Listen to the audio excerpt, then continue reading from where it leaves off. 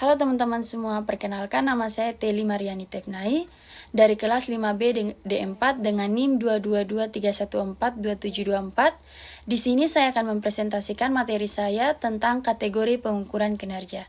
Selamat menonton. Yang pertama, kesenjangan harapan pengukuran kinerja. Expectation gap adalah kesenjangan yang terjadi karena adanya perbedaan antara harapan masyarakat dengan apa yang sebenarnya menjadi pedoman mutu manajemen suatu organisasi yang menyediakan layanan publik. Yang berikutnya, peran indikator kinerja. Indikator kinerja adalah ukuran kuantitatif dan atau kualitatif yang menggambarkan tingkat pencapaian suatu sasaran atau tujuan yang telah ditetapkan. Indikator kinerja suatu organisasi hendaknya dapat dipahami secara sama baik oleh manajemen maupun stakeholder. Berikutnya kategori pengukuran kinerja.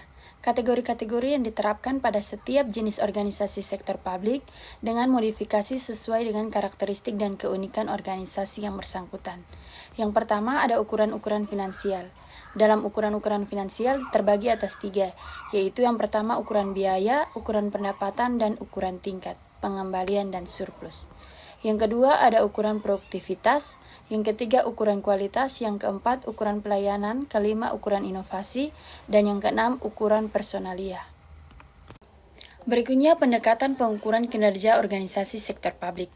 Yang pertama ada analisis anggaran, yaitu pengukuran kinerja yang dilakukan dengan cara membandingkan anggaran dengan realisasinya. Yang kedua ada analisis rasio laporan keuangan, yaitu pengukuran kinerja yang didasarkan pada penghitungan rasio-rasio keuangan. Misalnya rasio likuiditas, rasio aktivitas, rasio solvabilitas, dan rasio pasar. Yang ketiga ada balance scorecard method, yaitu pengukuran kinerja dengan berbasis pada aspek finansial dan non-finansial. Dimensi pengukuran mencakup 4 perspektif, yaitu perspektif finansial, perspektif pelanggan, perspektif proses bisnis internal, dan perspektif inovasi pembelajaran. Balance scorecard method banyak digunakan untuk membantu pengukuran kinerja sektor publik.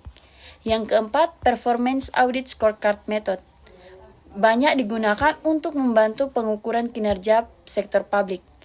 Performance audit atau pengukuran value for money, pengukuran dan pemeriksaan kinerja dengan berdasarkan apa ukuran ekonomi, efisiensi, dan efektivitas. Ekonomi berkaitan dengan pengukuran seberapa hemat pengeluaran yang dilakukan. Yang berikutnya yaitu analisis laporan keuangan. Analisis laporan keuangan merupakan alat yang digunakan dalam memahami masalah dan peluang yang terdapat dalam laporan keuangan. Proses analisis dimulai dengan menelusuri laporan keuangan yang dilanjutkan ke buku besar sampai transaksi perusahaan. Dan hasil analisis sangat berguna bagi pengambilan keputusan. Metode yang digunakan dalam setiap penganalisis laporan keuangan yaitu yang pertama metode analisis horizontal atau dinamis. Dilakukan dengan cara membandingkan laporan keuangan untuk beberapa tahun atau periode sehingga dapat diketahui perkembangan dan kecenderungan. Terbagi menjadi beberapa. Yang pertama teknik analisis perbandingan, yang kedua teknik analisis tren, yang ketiga teknik analisis sumber dan penggunaan dana atau modal kerja, yang keempat teknik analisis perubahan laba kotor. Yang kedua yaitu metode analisis vertikal atau statis. Dilakukan dengan cara menganalisis laporan keuangan pada tahun atau periode tertentu, yaitu membandingkan antara satu pos dengan pos lainnya. Terbagi menjadi beberapa teknik, yaitu yang pertama teknik analisis persentase per komponen, yang kedua teknik analisis rasio, dan yang ketiga teknik analisis break even. Yang berikutnya best value performance measurement. Ciri utama dari sistem pengukuran kinerja berbasis best value ini adalah dirumuskannya indikator-indikator kinerja komprehensif atau nasional yang berorientasi pada outcome sebagai dasar untuk menetapkan indikator kinerja terbaik secara individual bagi daerah dan unit kerja indikator nasional. Digunakan untuk menilai prestasi organisasi secara keseluruhan sebagai suatu korporasi dan indikator individual setiap daerah dan unit kerja untuk menilai kinerja atas pelayanan khusus atas fungsi-fungsi masing-masing.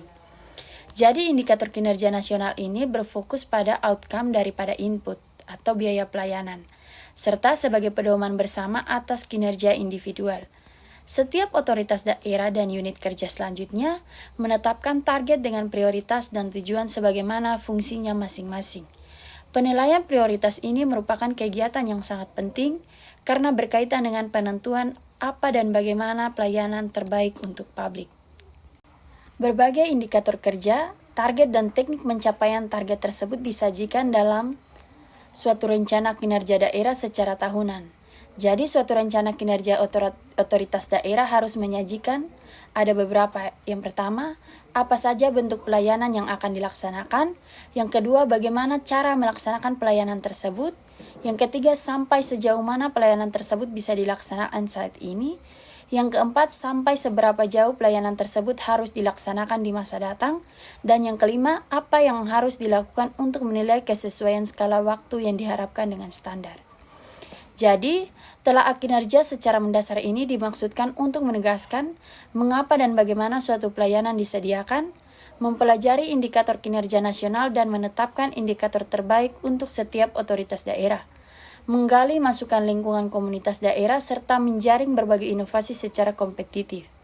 Sistem pengukuran kinerja berbasis best value ini diharapkan bisa membantu pemerintah dalam memperbaiki kegagalan pengukuran kinerja yang cenderung memfokuskan hanya pada input dan output karena sistem ini memperhatikan aspek outcome secara nasional dan komprehensif.